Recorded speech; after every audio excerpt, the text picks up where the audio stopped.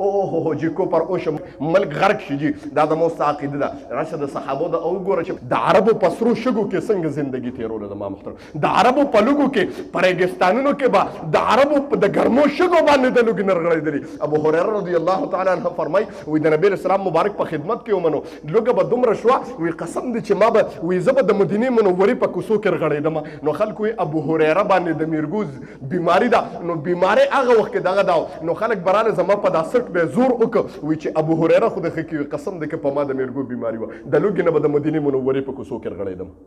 هغه داسې خلکو ته خپل موازنه نه وکړه په دې ځای کې ته خپل ایمان ځان ته لږ مخې ته کړه چې زما څنګه ایمان دی زما محترم. ډېر شکرونه وباسئ قسم دې لپې لپې خاورې د ځمکې نه راواله چونګونه خولې ته واچوه. الله شکر دی چې چاته دې بربند کړی نه یم. راشه د صحابو زندگی وګوره قسم دې په بدن به دومره کپړه و صرف د عربو په میدان کې په بدن به دومره کپړه وه چې صرف عورت پې ونه پټ کړی و. تاسو ته پته ده